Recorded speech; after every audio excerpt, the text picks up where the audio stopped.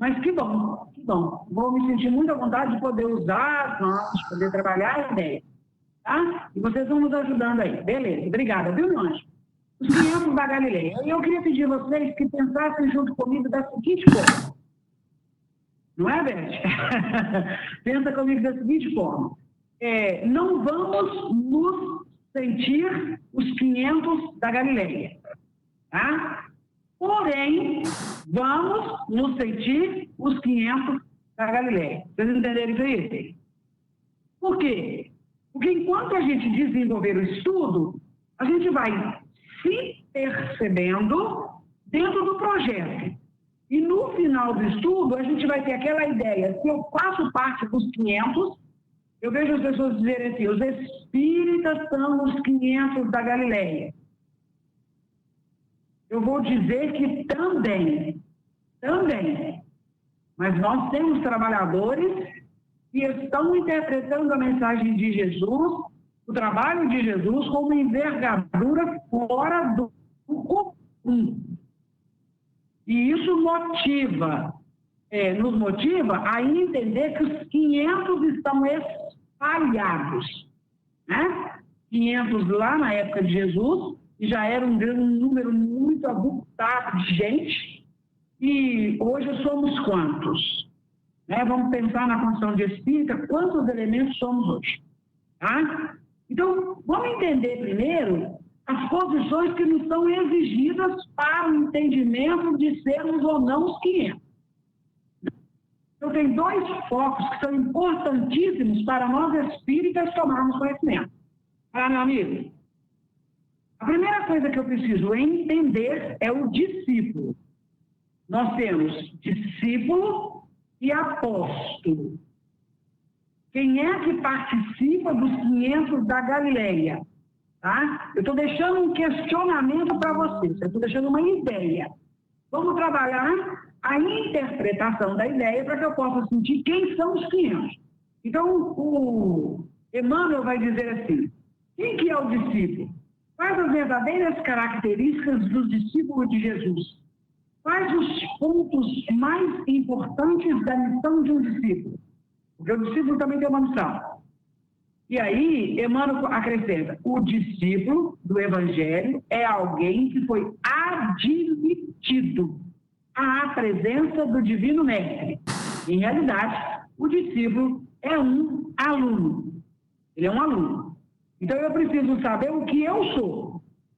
Na desenvoltura da ideia, eu preciso saber em que posição eu estou.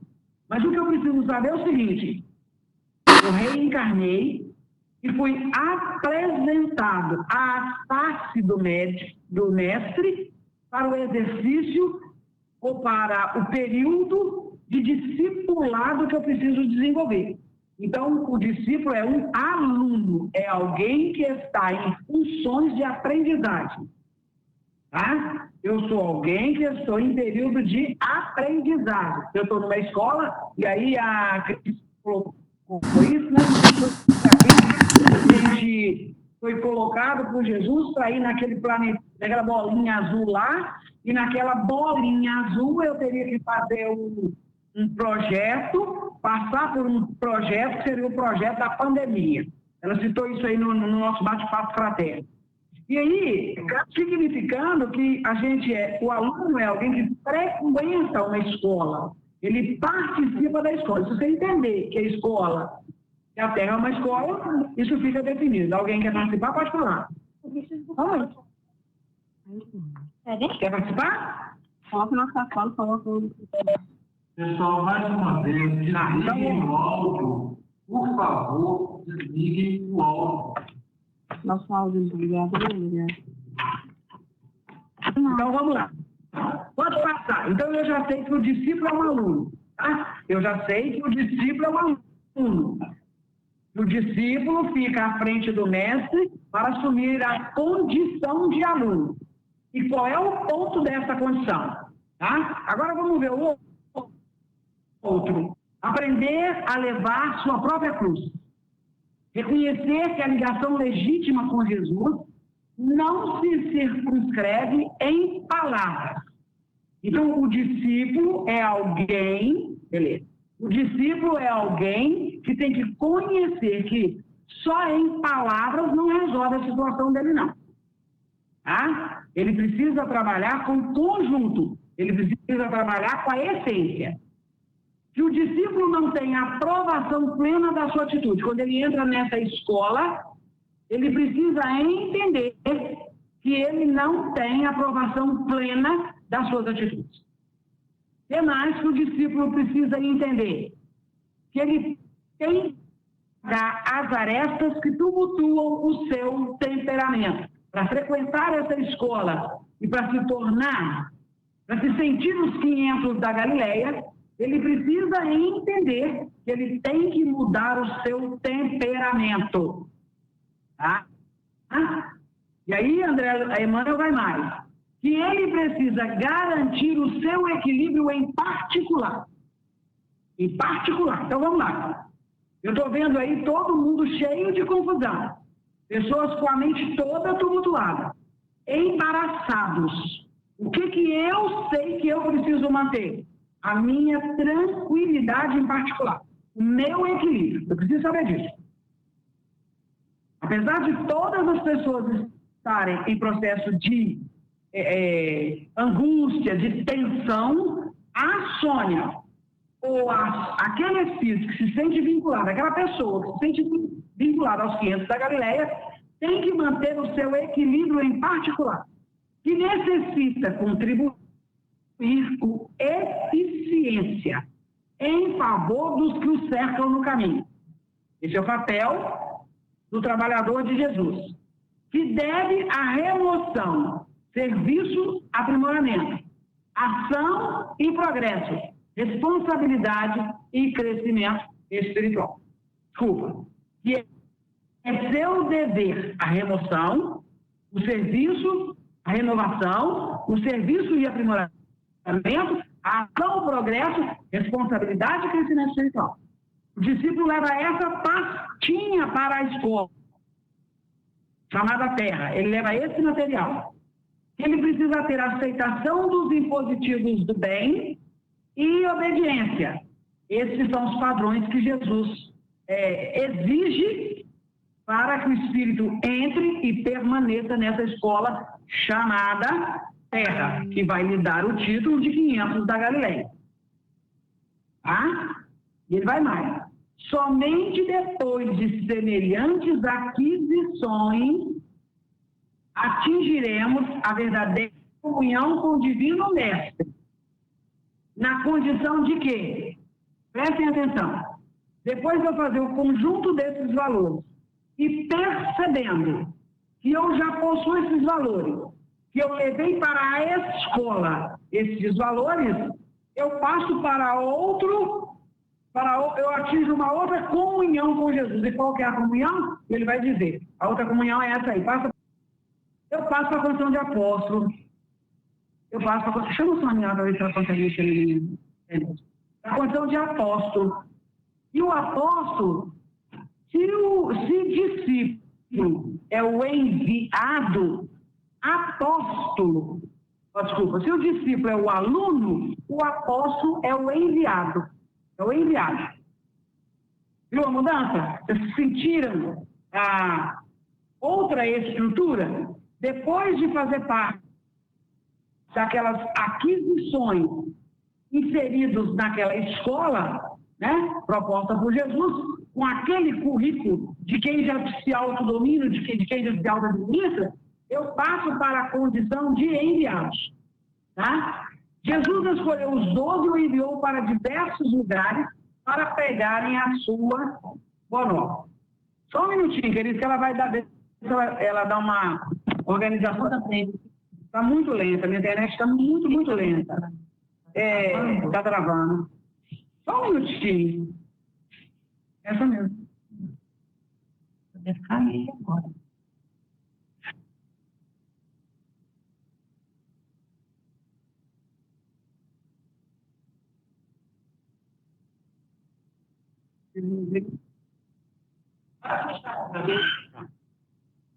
Vocês conseguem me ouvir? Sim. Sim. Ótimo. Vamos ver se a gente consegue melhorar agora. Tá? Ela deu uma mexida aqui, vamos ver. Como todas as coisas, o mestre tem de saber mais que seu aluno. Por isso essa modificação. Tá? Para fazer com que a humanidade avance moralmente e intelectualmente. São precisos homens superiores em inteligência e em moralidade. Entenderam o mecanismo? Então vamos lá. Para me sentir os 500 da Galileia, eu preciso entender se eu sou aluno ou se eu sou um enviado. Se eu sou um discípulo ou se eu sou um apóstolo. Tá? E eu estou falando isso dentro do contexto espírita. Eu preciso saber isso. E aí a gente define aqui o enviado e o apóstolo, o discípulo, né, o discípulo e o apóstolo, para definir essas posições. Como você está se sentindo agora? Apóstolo ou discípulo? A pergunta é essa. Tá? Não, mas eu divulgo a doutrina espírita, mas isso não te define apóstolo. Lembra? Porque um dos requisitos exigidos para o discípulo é que ele se mantivesse em condição de entender a sua limitação. É isso aí. Tá? Mas vamos lá. Pode ir. Passa para mim. Vamos ver se vai passar mais rápido agora. Eu vou pedir uma sustentação espiritual aqui da minha técnica para a função e eu preciso de você. O apóstolo é o educador por excelência. Qual é o currículo? Se o currículo de um... se o currículo de um discípulo são aqueles que a gente leu antecipadamente, o currículo do apóstolo é o seguinte, o que se sabe de um apóstolo? O que se sabe de um apóstolo? Que ele é o educador por excelência. Nele, no apóstolo, residem a improvisação do trabalho. Gente, olha que bacana. Ninguém na Terra está autorizado a improvisar nada que venha de Jesus. Nada. Porque a missão vem de Deus. Então, eu não posso trabalhar com improviso. Mas o apóstolo pode. O apóstolo pode. Está dentro dele a capacidade de trabalhar com improviso. Porque como ele sintoniza com Jesus e ele mantém esse pensamento de sintonia ativo, né? E ele tem um requisito, que é o requisito chamado sacrifício. Ele fala assim, ó, nele reside a improvisação do trabalho e o sacrifício de si mesmo. Então, ele vivenciando o Evangelho de Jesus, vivenciando o conhecimento do Cristo, ele traz o sacrifício em si mesmo, para que a mente dos discípulos se transforme e se ilumine. Quer dizer, o apóstolo é alguém que empurra, que redireciona, que auxilia o discípulo. Então, para eu poder me sentir na condição de 500 da Galileia, qual é o meu propósito? Me transformar naquele que reorienta o discípulo. Então, o discípulo não é os 500 da Galileia. Jesus os formou para isso. E é aí que nós estamos entendendo a doutrina como um processo exatamente para isso. Como que eu vou me entender no contexto? Eu sou ou não, eu faço ou não parte dos 500 da Galileia? Para isso, eu tenho que ter me tornado um apóstolo. E aí começa a preocupação. Né? Porque a gente, às vezes, se sente tão pequeno, tão diminuto nas nossas aquisições, e aí você fala, puxa vida, e agora? Né? Olha o que o Emmanuel continua dizendo no livro Fonte Viva. Os apóstolos são os condutores do Espírito. E aí, Beth, fica o recado aí para a gente conversar enquanto ele vai passar a página depois. Somos os condutores do Espírito. Qual o Espírito que nós estamos conduzindo? Quem que está direcionado a nós que nós estamos fazendo o encaminhamento? Eu voltei meu pensamento lá na instituição espírita. Pessoas que adentram a casa espírita pela primeira vez, precisando ser conduzidos. E aí, quem conduz essas almas? Toda vez que o espírito que entra numa instituição espírita e ele é conduzido, ele está sendo movido por um apóstolo. E uma vez movido por um apóstolo, este que fez a condução faz parte dos 500 da Galileia. Vocês estão conseguindo entender a dinâmica? Está dando para vocês entenderem? E aí ele fala assim, são instituições vivas do exemplo revelador, respirando no mundo das causas e dos efeitos. Então, quem somos? Se somos apóstolos, somos instituições vivas do exemplo revelador. Por isso que não é muito fácil ficar dizendo que somos os 500 da Galileia. É um pouco preocupante quando eu vejo pessoas falar, nós espíritas fazemos parte dos 500 da Galileia. É possível, se nós transportarmos para o cunho da nossa alma estes elementos aqui citados. Se no nosso currículo tiver estes empreendimentos. Sem querer desanimar qualquer trabalhador espírita, tá, gente? E aí ele fala assim, interferem. Olha que bacana. Olha como que a espiritualidade vai fazendo um jogo de responsabilidade. Olha como é que Emmanuel vai puxando a nossa capacitação para o entendimento da mensagem.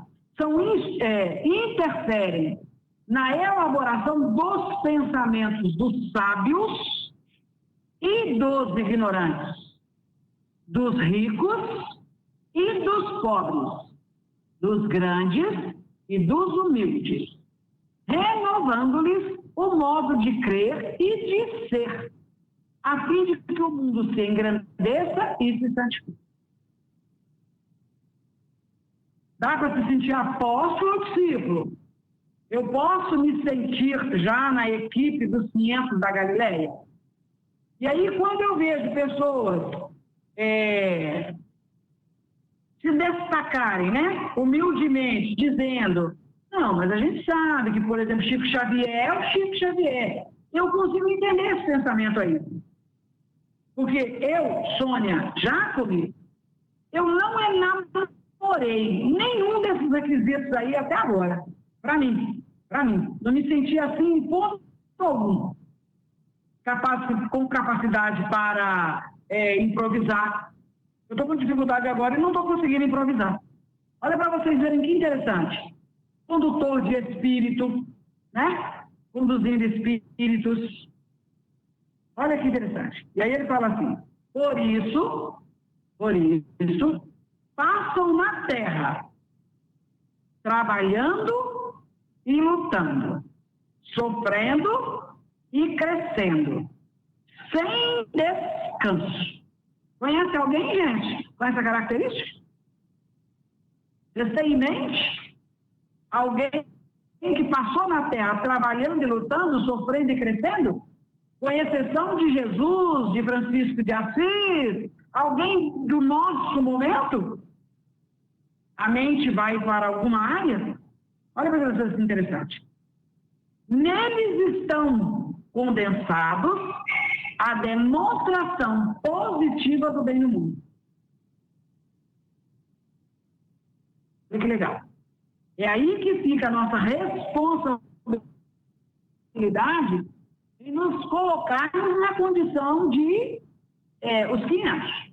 Porque se o apóstolo precisa ser assim, então vamos trabalhar o mecanismo, tá? Alessandro, pode passar para mim, por favor.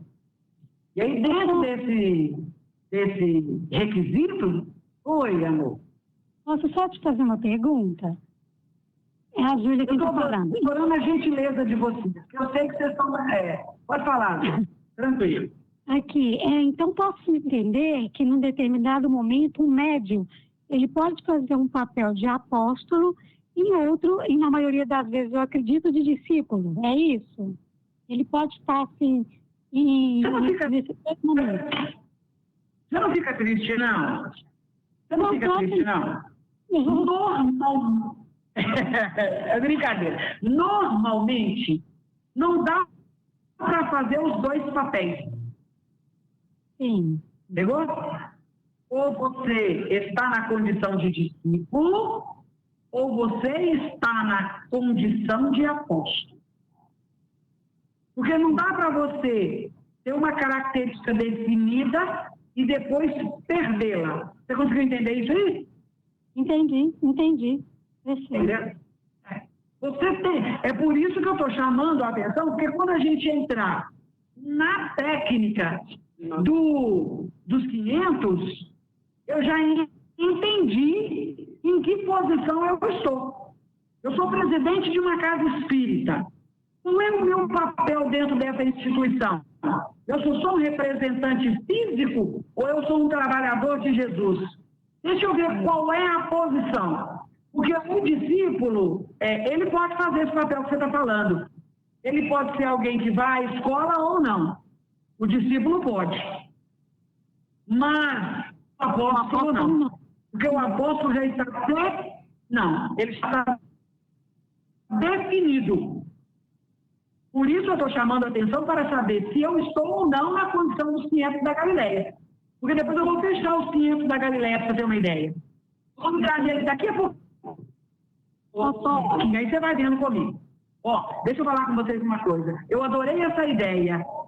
Fala, meu anjo. Só completando aquela pergunta que eu ia fazer. Pode falar, Beth.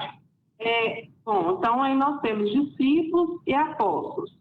Então, acho que sim, clareou bastante, porque os apóstolos já vêm com essa, eu vou usar a palavra missão, não sei se é a certa, mas já vem com essa capacidade, com todo esse, já está pronto nele, certo? Agora, os discípulos, aqui você, ministro, falou, é um aluno em período de aprendizagem. E ele tem algumas questões, mudar o temperamento, manter tranquilidade e equilíbrio. Bom, aí nós ficamos pensando aqui, então não somos nenhum nem outro, porque equilíbrio, eu acho que ainda nem todos nós temos.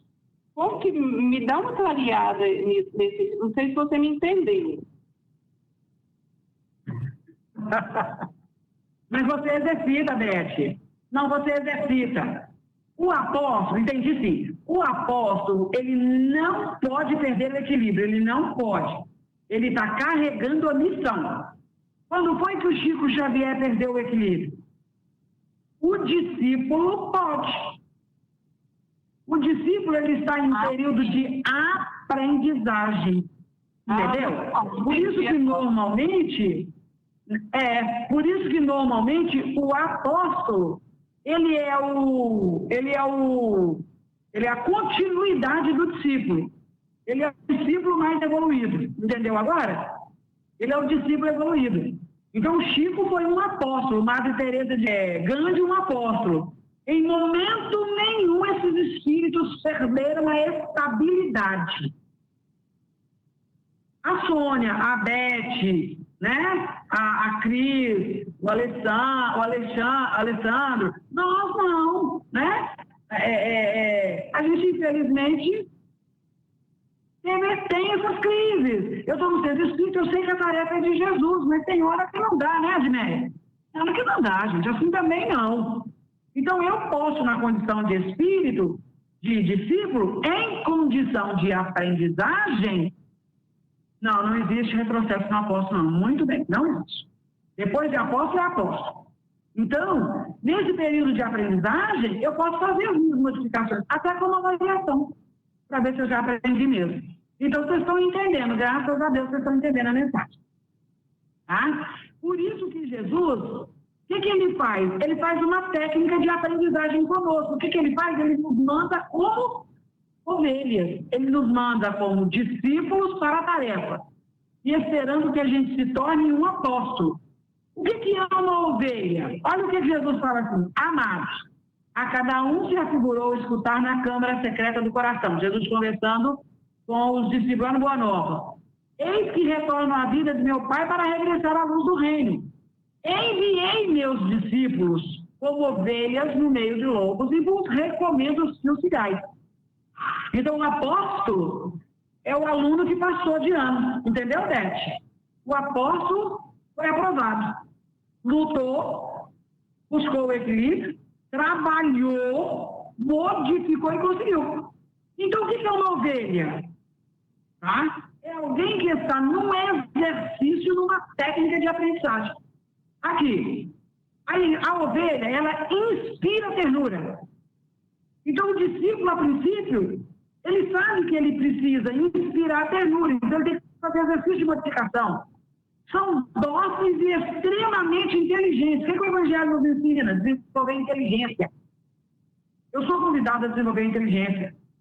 Claro que não é a inteligência do homem na condição de ovelha, mas o homem na condição de ovelha precisa desenvolver a inteligência. A ovelha na condição de homem não tem como, mas o homem na condição de ovelha tem.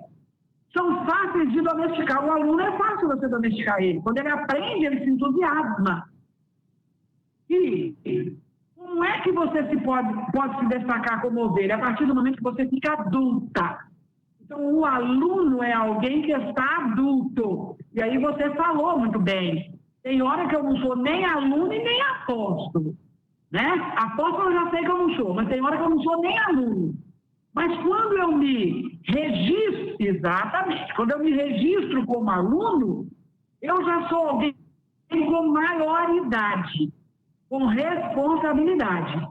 Então, a Sônia, que vai na reunião mediúnica, como a Ju me perguntou aí, é alguém que, frequentando a reunião mediúnica, que já conhece a imortalidade da alma e já vive com a imortalidade na alma, já pode ser adulta para lidar com as coisas do Cristo. Eu não disse apóstolo, mas pode ser adulta. A melhor lã é produzida pela ovelha adulta. Então, eu estou trabalhando as ideias comparando com o homem. Então, quando o médium já começa a fazer sua transformação moral, ele começa a fazer as melhores produções. Entendeu? A ovelha é tão importante para a ciência que já tentaram até cloná-la. Então, o médium, ele passa a ser para o plano espiritual um instrumento científico, como é a Ambrosina no livro Os Domínios da Mediunidade, a Eugênia, a Celina, entendeu? Pesquisada cientificamente no mundo espiritual para servir de instrumento para a humanidade. Tem grande capacidade, né? Meus filhos ficaram em cima do desenho, mas não tem importância não. 8 horas. Raciocina comigo. Então, representando, né, a ovelha, mastigando 8 horas, qual é a mensagem que isso passa para nós? Qual é a característica? Deixa eu ver se vocês pegaram. Ela consegue mastigar o alimento durante 8 horas, ficar ali com a grama na boca 8 horas. Que expressão é essa? O que é pedido? Com esse requisito, o que é pedido para o discípulo? Vocês entenderam a pergunta? Pode passar, Alessandro. Vocês conseguiram entender a pergunta? Beth, conseguiu entender? Sônia, Alessandro. Oi.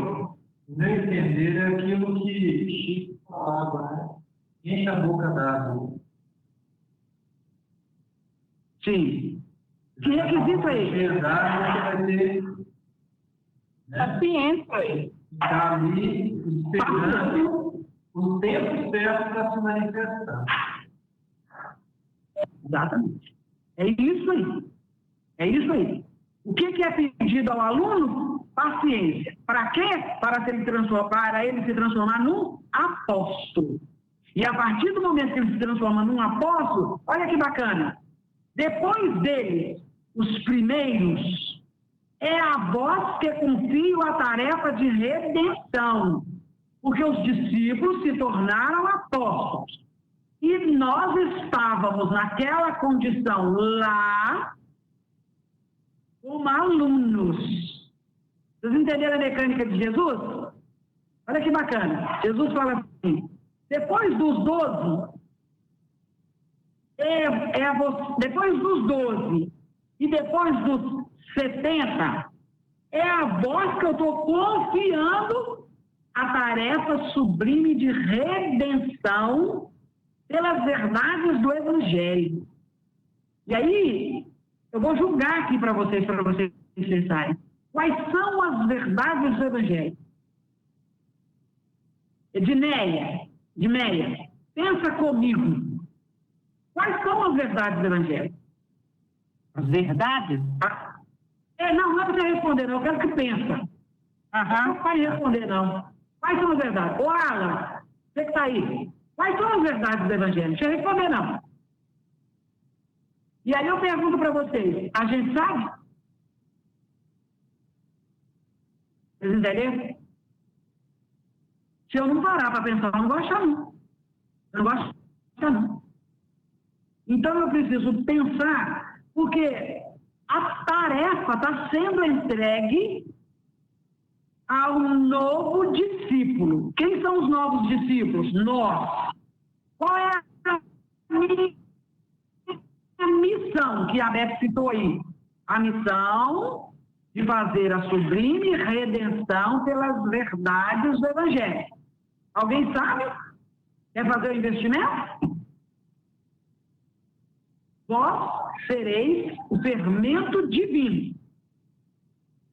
Instituo-vos, coloco-vos os primeiros trabalhadores, os herdeiros iniciais dos bens divinos. E aí eu começo a me sentir extremadamente preocupada. Extremadamente preocupada. Depois da leitura do capítulo, eu fiquei pensando, tá, e agora? Eu sou uma instituição primeira do trabalho de Jesus. Como é que eu tenho que lidar com o conhecimento? Como é que eu tenho que estabelecer esse conhecimento em mim? Vocês entenderam a mensagem? Então eu preciso saber quais são as verdades do Evangelho. Alguém quer arriscar? Jesus fala assim, conhecereis a verdade e a verdade vos libertará. De qual verdade nós estamos falando? Enquanto o Alessandro troca, fica aí, qual é a verdade? Quem se arrisca? Ô, Sônia, eu vou arriscar. Eu acredito que a verdade são as leis divinas. São tudo que vem de Deus e que Jesus veio nos mostrar, nos ensinar através da lei de amor. Cita uma. Divina? Amar a Deus. Só uma. Amar a Deus sobre todas as coisas. Exato. Si mesmo. Exato. Para. Só uma. Amar a Deus sobre todas as coisas. Todas. Eu volto à pergunta para vocês. Essa verdade está cabendo dentro de mim? Eu estou falando só da primeira lei. São duas leis, né? São duas verdades. Amar a Deus acima de todas as coisas. Todas. E a segunda? E o próximo? Como a ti mesmo. Dá uma parada para pensar. Como é que está funcionando isso dentro de mim, dentro de nós? Esse amor a Deus. O que está acontecendo com o planeta agora? Está sendo feita a vontade de Deus. Não é assim? O que nós estamos vivendo é lei. É lei. Como nós estamos nos sentindo agora? Qual é o nosso nível de satisfação com relação a uma execução de Deus? Como é que eu estou me sentindo? Não dá para perguntar, gente? Eu teria que estar louvando a Deus por esse momento. Porque quando Jesus passou pela crise, e foi a crise, quando Jesus passou pela crise, e foi a crise da crucificação, como é que ele se postou no madeiro? Como ele se postou no madeiro? Pai, eu vim para isso. Se o senhor puder, tira, mas olha, eu vim para isso. Foi a postura de Jesus. Havia insatisfação com Deus? tristeza, desamor. Que sentimento exerceu Jesus no momento da crucificação? É só para mim me sentir, me situar. Qual é o meu papel, qual é o papel da casa espírita que eu participo, das pessoas que me lideram dentro do espiritismo. Olha aí.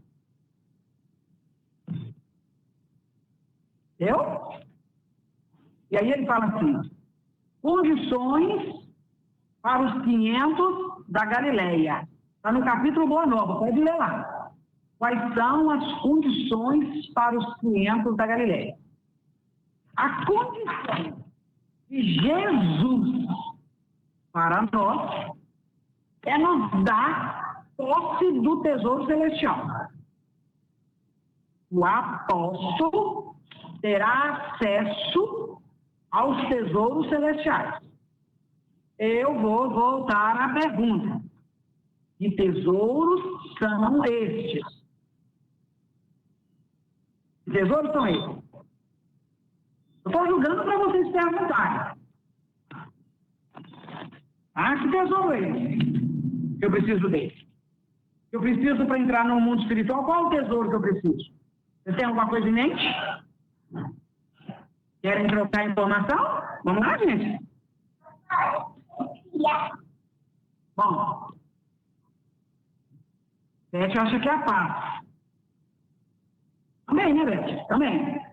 Mas qual o maior tesouro que o Espírito carrega na alma, Beth? O maior tesouro da alma. Eu estou falando Beth, que é porque eu peguei, eu estou vendo aqui na minha tela, tá, gente? Júlia, evolução. O maior tesouro da alma é a evolução. O maior tesouro da alma. Não há nada. Não há nada mais desagradável no planeta do que o estacionamento. Permanecer estacionado. Quando a gente lê o Evangelho do Espiritismo e encontra os mundos evoluídos, imediatamente vem um constrangimento. Mundos em perfeito processo de evolução e nós estacionados. Porque, gente, por mais que eu cresça na Terra, por mais que eu evolua na Terra, por mais que eu aprenda na Terra, a Terra está fazendo reparação na minha alma. Vocês concordam com isso? Pode concordar também, tá? Mas a Terra está fazendo reparação. Eu estava no mundo evoluído, não acompanhei o mundo evoluído, vim para o mundo de início. Estou tentando, no mundo de início, aprender o que eu tinha aprendido no mundo de evolução. Compreenderam a dinâmica? Vocês pegaram essa dinâmica? Então, analisa comigo. Eu estou, em termos de Deus, estacionados. Nós estamos estacionados, em termos de Deus. Em termos de evolução da Terra, não. A Terra vem me oferecendo recursos. Por isso, as condições para os 500 da Galileia parece dolorosa. Olha o que ele coloca. Experimentarás o martírio da cruz e o fel da ingratidão. O discípulo não consegue ver isso aí não, gente. Só o apóstolo. E ele fala em experiência. Ele não fala em passarás, experimentarei. Então eu saio da condição de discípulo, vou para a condição de apóstolo, e aí o Criador manda as agulhas, que espetarão os valores que eu já adquiri, para ver se houve sedimentação. Eu não quero complicar a condição de apóstolo de Jesus. Eu quero que a gente perceba em que condições a gente está. Experimentarás o martírio da cruz e o fel da ingratidão. Em conflito permanente com o mundo, estareis na terra, fora de suas leis implacáveis e egoístas, até que as bases do meu reino de conquista e justiça se estabeleçam no espírito das criaturas. Então eu vou vivendo esse processo que eu sei que não é o de Jesus. O amor de Jesus por nós, ele é muito grande. Vocês entenderam? É muito grande. E eu não consigo tocar no amor de Jesus, porque as leis implacáveis e os defeitos, quando eu falo leis implacáveis, e o implacável aqui não é de ruim, a lei que tem que se fazer cumprir, que é a lei de causa e efeito, ou, desculpa, a lei das aflições, e o nosso egoísmo, que é de não aceitá-las, sofra justificativa. Entendeu? Então, eu vou precisar passar por isso. Em conflito. Em conflito. Analisa. E ele continua. Negai-vos a vós mesmos. Como neguei a minha própria vontade na execução dos desígnios de Deus. E tomai a vossa cruz para seguir. Seguir. Não. Claro que não. Tem algum espírito decepcionado com a terra? Claro que não. Estamos angustiosos? Não. Tem algum sentimento que me dá muito medo? Não. Não se eu for apóstolo. Deu aí? Se eu for apóstolo, não. Porque se eu for apóstolo, eu sei que a vontade de Deus está se fazendo no planeta. E eu vou respeitar todas as expressões de Deus. Por mais que o homem queira administrar, a cada dia que passa ele faz uma burrada atrás da outra. Por quê? Porque ele ainda não percebeu que as ações são de Deus. Por que está morrendo tanta gente? Porque as ações são de Deus. O pai está selecionando. Hoje ele tem um monte de gente para escolher, para morrer. Deve ter gente aí no grupo que vai, né? Então todo mundo com Deus, viu, gente? Todo mundo com Deus. Mas ele está selecionando. Pode ser que eu esteja dia da Beth. Hein, Beth? Vamos fora.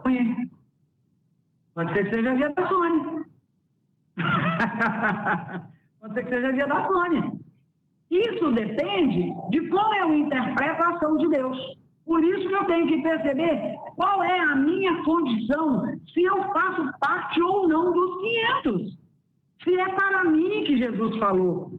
Porque está todo mundo lendo a Boa Nova e falando, eu sou os 500 da Boa Nova, os espíritos são. Eu estou vendo espíritas aí que são revoltadíssimos. Estão se sentindo flagelados de ficar dentro do lar. Uma amiga escreveu outro dia assim, estar dentro de casa não é uma prisão, é um prazer. Entendeu? Então tem gente apavorado, tem casamentos acabando. Quando esse estágio que o Cristo nos ofereceu é para a reestruturação familiar, porque o mundo lá fora vai voltar. Eu vou voltar para o mundo. Aqui, nós vamos encontrar dificuldades e limitações lá fora normalmente. Quem é que se modificou para ver a modificação lá fora? Quem fez isso? Quem dentro de casa está atuante como apóstolo, não como discípulo. Então, eu concluo que eu sou discípulo. A sexta é uma vez por mês. Quando você abre o armário e só tem um pacote de arroz, o desespero vem. Tá. Mas vamos pensar com sinceridade. Vamos pensar com equilíbrio. O pão nosso, de cada dia, nos dai hoje. Qual é o mistério da situação? Então, se eu não me inverter nesse quadro colocado pelo plano espiritual aqui, eu nunca vou saber quem são os 500 da Galileia. Pode passar, Alessandro? Eu nunca vou saber. Eu vou sempre estar com a sensação de que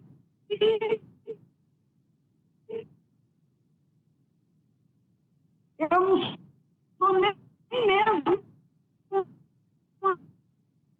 um aprendiz.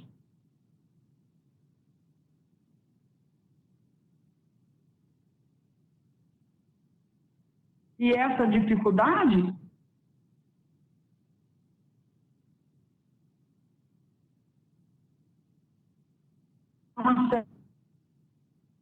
uma boa nova, eu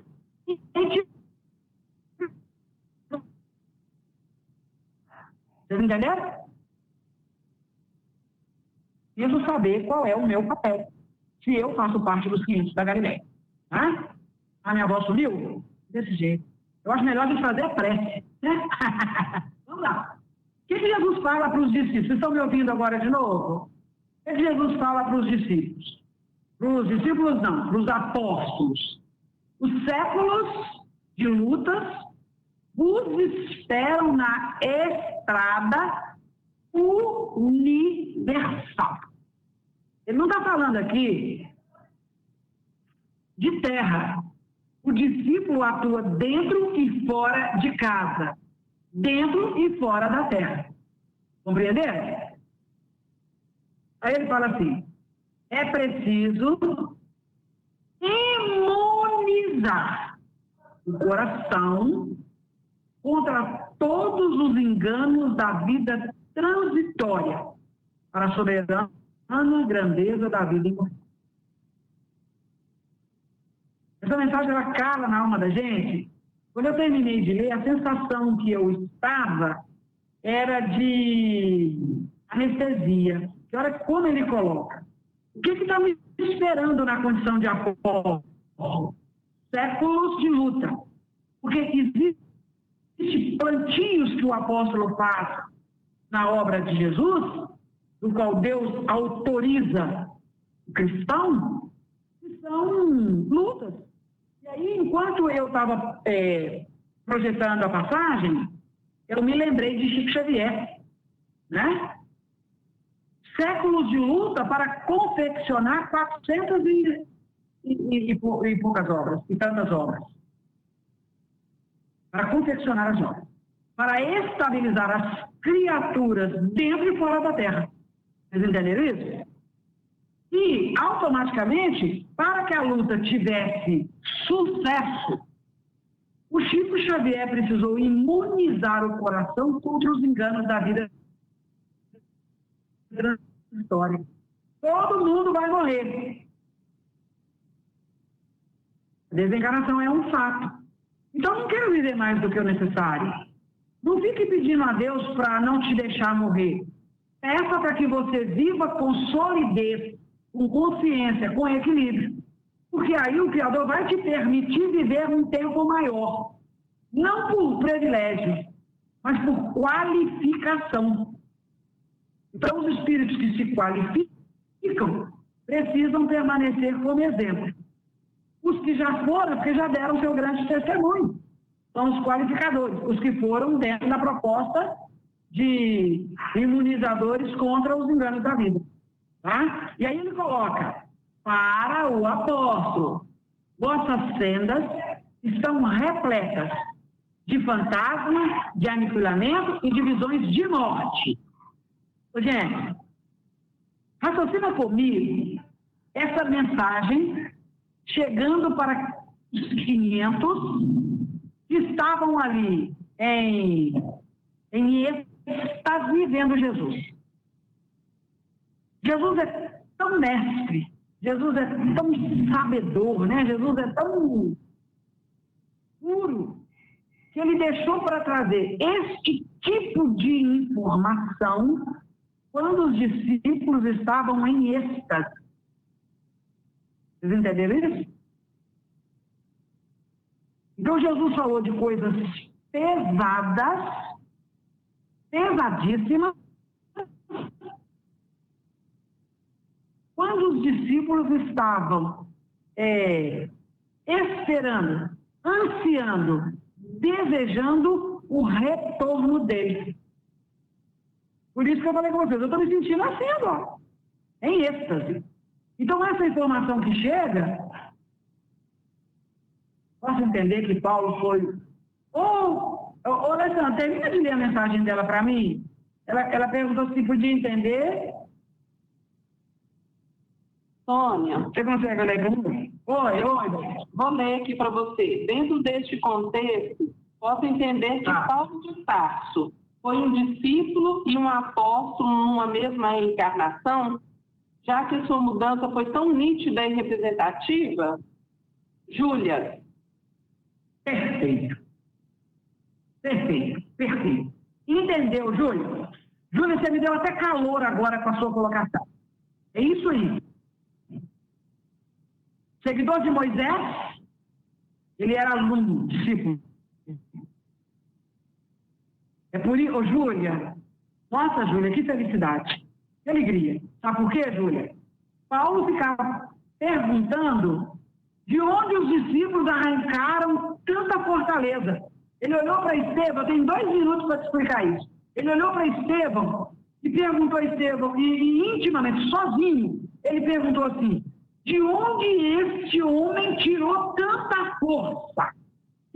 Ele fez uma conclusão enobrecedora. Ele queria que Estevão passasse para o lado dele, com a força moral que ele tinha.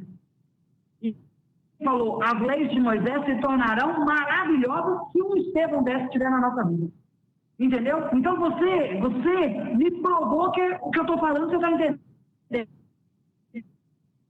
Ele se deixa alerta, porque é muito. A gente com esses conflitos de sinal caindo e sinal voltando, a sensação é que não está dando para vocês entenderem. Mas Júlia está mostrando que entendeu. Que bom que vocês estão entendendo isso. Paulo foi, com Moisés, um aluno, com Jesus, um apóstolo. Não, com Moisés, um discípulo, com Jesus, um apóstolo. Tá? Agora, só Paulo carregou esse privilégio. Porque muitos de nós não temos essa capacidade. A maioria. Você vai ver Chico Xavier, que já veio como apóstolo. E aí, no livro Boa Nova, no livro Fonte Viva, Emmanuel fala assim, em outras existências, Chico Xavier foi aluno. E aí ele encarnou como apóstolo. Madre Teresa de Calcutá encarnou como apóstolo. Ivan Dulce também. Gandhi também. Né? Os grandes bultos do espiritismo que deixaram uma mensagem definida, vieram já como apóstolos. Maria de Magdala também fez isso, né? Só que Maria de Magdala, eu não posso dizer que ela foi apóstolo, tá? Eu vou voltar nisso no segundo momento. Pode? E agora eu tenho que entregar a palavra, são 15h10. Eu vou Magdala, pode? Qual que é a pergunta, Sônia? Beleza, então. Como é que é? Perdão, eu não ouvi a sua pergunta. Você falou terminar 15h10, aí você comentou outra coisa. Deu 15h10, estou entregando a palavra. Aí eu vou voltar com o assunto de Maria de Magdala, que a Beth lançou aí. Porque Maria de Magdala, ela não foi apóstola e discípula no mesmo tempo. Tá? Ok, tá bom. Aí eu volto. Pode ser? Pode ser. Eu queria voltar na colocação da Beth, quando ela falava sobre Madalena. Você mesmo foi, Beth, que falou, né? E aí, Sim. o que a gente queria trabalhar? Paulo, ele muda até de nome. É isso? Madalena já não precisa mudar de nome. Então, Paulo sai da condição de discípulo e vai para a condição de apóstolo. Ele passa uma estruturação e depois outra. Madalena não tinha estrutura alguma e conquista uma grande estruturação. Então, Madalena continua como discípula do Mestre. E ao longo das suas existências, ela vai se transformando em apóstolos, né? Em apóstola. Mas, no contexto, só Paulo fez essa transformação em, assim que a gente pode relatar, numa encarnação só. Apesar da luta de Madalena, porque, gente, sair da condição de espírito desequilibrado, desajustado, para espírito bom, não é fácil, não. Tá? Mas sair da condição de espírito inconsequente, da condição de espírito que estava seguindo uma lei e mudar, a diferença é muito grande. Então, Paulo consegue fazer essa transformação, saindo da condição de discípulo para ir para apóstolo, de apóstolo, nem se sabe para onde. Já ele chega a afirmar, né? Já não sou eu quem vivo, mas o Cristo que vive em mim. E Madalena, a gente só tem um relato da transformação moral dela. E espíritos como Madalena fizeram também modificações muito intensas. A gente sabe disso, beleza? Eu queria saber se vocês estão com alguma dúvida, se for alguma coisa que vocês queriam trazer, para a gente, antes de seguir o capítulo, usar esses 12 minutos para clareamento de ideias. Alguma dúvida? Alguém gostaria de trazer alguma coisa? A situação da Madalena te clareou, Beth? Ou não? Sim, Sônia. Muito obrigada. Eu vou deixar a oportunidade para outras pessoas perguntarem, porque eu sou muito falante. Pergunto demais, então agora vou deixar muito bom, falar. Você não sabe o tanto que você me ajudou hoje com sua falação. A Cris ficou meio calada, eu vou cobrar dela depois. Mas e aí, gente? Alguma coisa? Vocês querem trazer alguma dúvida? Ficou alguma coisa que vocês não captaram? E a sugestão é que leia o livro, para ver que todas essas advertências que a gente está trazendo aqui está lá no livro. A proposta para Jesus de Jesus é, tá? Pode continuar?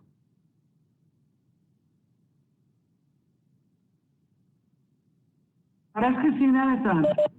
Pode. Então vamos lá. O mundo inteiro contra vós, em obediência espontânea às forças tenebrosas do mal, que ainda dominam as fronteiras. Agora, Jesus já está contando a experiência dos discípulos dele e mostrando que os futuros discípulos, que seriam aqueles que foram flagelados, levados para os leões, as galeras, né? Jesus estava falando para eles, porque logo depois da morte de Jesus, a gente ainda teve um grande número de seguidores de Jesus que sofreram martírios muito intensos.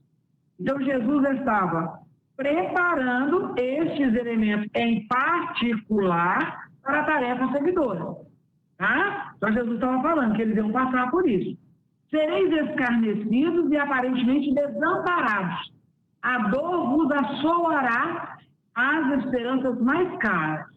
Então, olha aqui, bem perto, a gente sabe que o espírita não vive isso. Né? A gente está agraciado por Deus e nós não temos essa experiência de ultraje. Muito pelo contrário, a doutrina espírita é uma filosofia permitida de uso do universo. Então, a gente pode falar de espiritismo em qualquer lugar. Os contraditores hoje são muito poucos, e aí entra aí aquele novo processo para o apóstolo. Por isso que eu comecei a trabalhar a questão interna por causa disso. Porque já que hoje nós não temos leões, já que nós não temos as feras, as pedradas, já que a gente não tem as perseguições, o que nos resta para definir o nosso papel de missionário de Jesus? O que nos resta? A pergunta, tá? Não tem mais leões, não tem mais circo, não tem ninguém nos perseguindo. O que me resta hoje para eu me identificar como trabalhador da terra de Jesus? Como apóstolo, para eu me falar, para eu poder dizer assim, eu faço parte dos 500 da Galileia, o que me resta? Hein? Diméia, o que me resta? Agora é só amar e colocar em prática, né? Agora já tinha aprendido tudo, né? No livro aí, traz aí que eles estavam lá todos tristezinhos lá, né? Pensando o que fazer. E aí eles vão pegar no trabalho, né? Sim. Volta.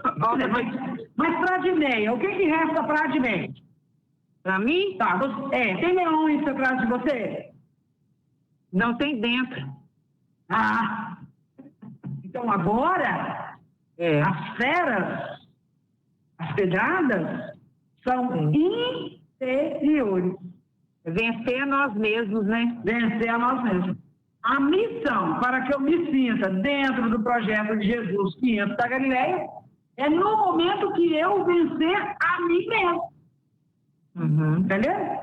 Se eu estiver conseguindo dominar as minhas intenções, se eu estiver conseguindo administrar o meu desejo, eu sou um apóstolo. Consequentemente, eu faço parte dos 500 da Galileia.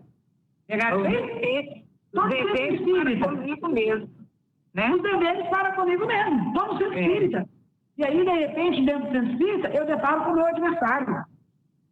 Como espírita, eu não tenho adversário. Tem? Não. O espírita, segundo Emmanuel, e de acordo com Jesus, seguindo a proposta de Jesus, o cristão e o espírita não pode ter adversário. Então, eu administro bem a minha adversidade. Eu não tenho inimigos. Eu não tenho ninguém que eu olhe e fale assim, eu não gosto de fulano. Aí eu sou um apóstolo. Eu faço parte dos 500 da Galileia. Enquanto houver dentro de mim um fragmento que denote inimizade, que denote inveja, orgulho, vaidade e outros desajustes, eu sou discípulo. Eu estou em aprendizagem. E aí, essa mensagem de Jesus não é para mim. Será quando eu me tornar um apóstolo. Isso pode ser nessa ou em outra existência. Nessa quando? Para ser nessa, eu tenho que fazer igual Paulo de Tarso. Igual Paulo de Tarso. Eu tenho que estar fazendo uma ação de luta intensa e depois eu entender a missão, que é me tornar um trabalhador.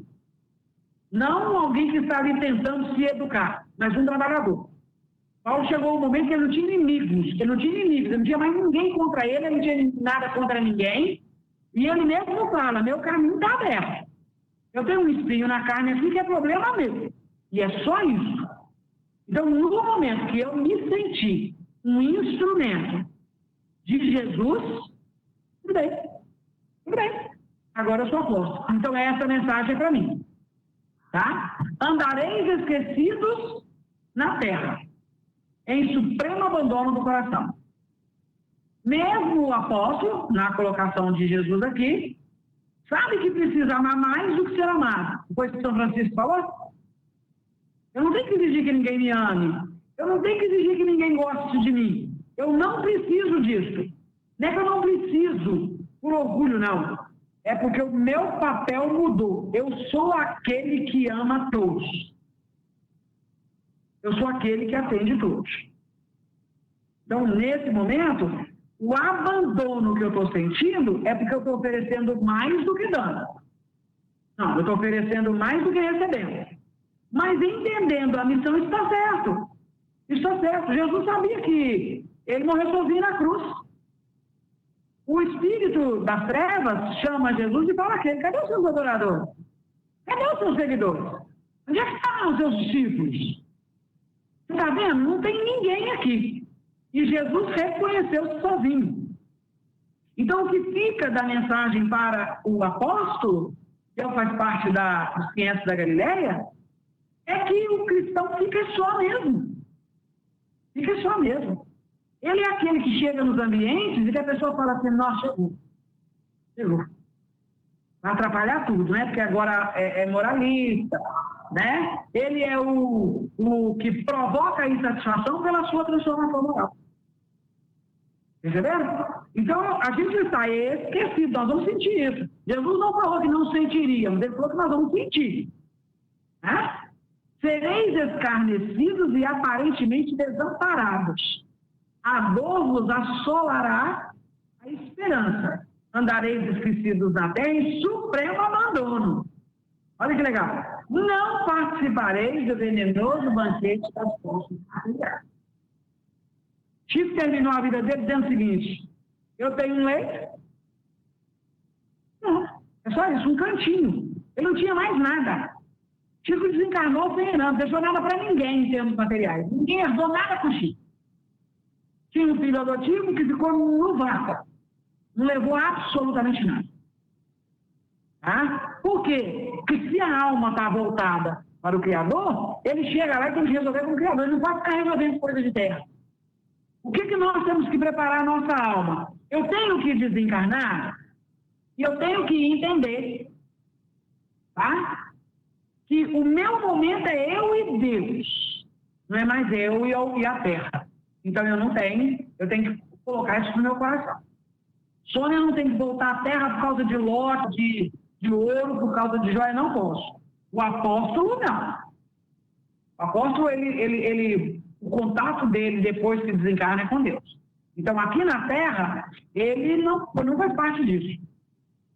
Ele não ajunta tesouros. A chaga é o vosso sinal. Qual que é a nossa chaga? Qual que é a chaga que eu tenho agora? Ah, eu tenho que caçar uma chaga. Qual que é a chaga que eu tenho? Aí ele fala, é o meu sinal, né? Então, eu vou chegar no mundo espiritual com uma chaga. Qual que é a chaga? Está marcado aonde no meu corpo a minha luta? E aí ele fala, a chaga é o seu sinal, a coroa de espinhos. Seu pensamento lutou, trabalhou quanto, a ponto de demonstrar que você carregou esse espinho de sofrimento sobre a cabeça. Tá? Sua luta foi tão intensa quanto todo mundo olhava para Chico Xavier, reconhecia Chico Xavier um espírito superior, mas sabia da luta do Chico. Todo mundo bateu e sabia que o Chico tinha sido um espírito que fez o seu máximo. A coroa de Jesus estava na cabeça de Chico, dava para ver isso. E aí o convite é para a gente lembrar disso. Pega uma imagem do Chico Xavier, principalmente em atividade assistencial, e olha para vocês verem, a gente consegue enxergar aquela chaga na cabeça dele, aquela coroa na cabeça dele. A mesma coroa que Jesus usou. E aí eu pergunto, e a nossa? Se alguém me olhar, vai denotar alguma coroa em mim? Eu tenho sobre a minha face alguma expressão de luta? De batalha constante contra o mal? De quem está ali arvorado no bem? Nosso percurso ditoso da redenção. Qual é o meu percurso? Minha chaga, meu sinal, que é a chaga que Jesus trazia, e o espinho na cabeça. Eu tenho isso? No momento, quais são as minhas preocupações? Eu estou preocupado com comer, beber, dormir e trabalhar. Tem outra preocupação a mais? No momento, eu estou preocupado com a estabilidade do meu espírito. Comer, dormir e trabalhar, e aí eu estou falando de serviço físico, né, de manutenção material, é secundário. Se isso for secundário e eu estiver extremadamente preocupado com a postura espiritual, contendo confusões, evitando discórdia no lar, fazendo todo um trabalho de luta interna, eu tenho essas chagas. E aí eu faço parte do apostolado. E aí eu posso garantir que eu estou candidato aos 500 da Galileia. E os 500 da Galileia foram multiplicados nesses 2020 anos. Tá? Imagina de quantos elementos Jesus está falando. Quantas pessoas fizeram sua transformação moral. E aí eu preciso assentar e visualizar os melhores exemplos que a Terra recebeu. Quem manifestou os melhores exemplos? Dá para a gente perceber. Tá?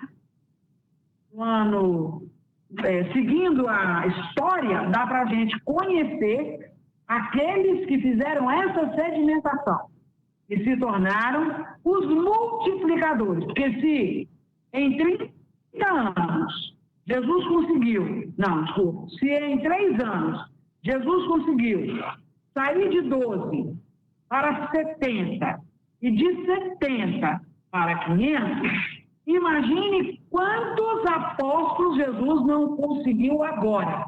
A mensagem que eu quero dizer é exatamente essa. Acerenemos o nosso coração. Tranquilizemos a nossa alma.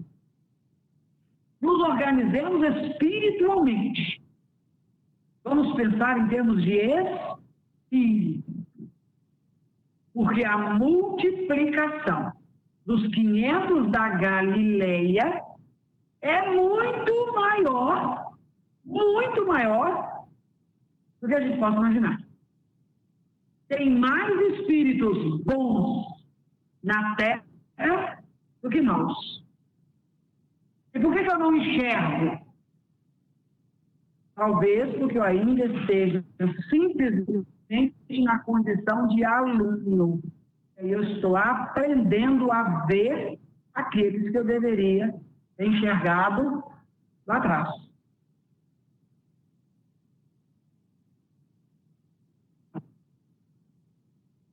Cada um de nós aí, porque os 500 da Galileia não são só espíritos encarnados, não. Tá, gente? São espíritos também investidos perispiritualmente. Estão na condição de perispíritos, né? Usando perispíritos, desencarnados. E aí eu pergunto, quantos espíritos estão conosco agora, nos auxiliando a passar por esse momento? Dentro dos lares agora, quantas almas estão dentro da nossa casa? Onde aconteceu o que Jesus mais queria, entrar em nossos lares.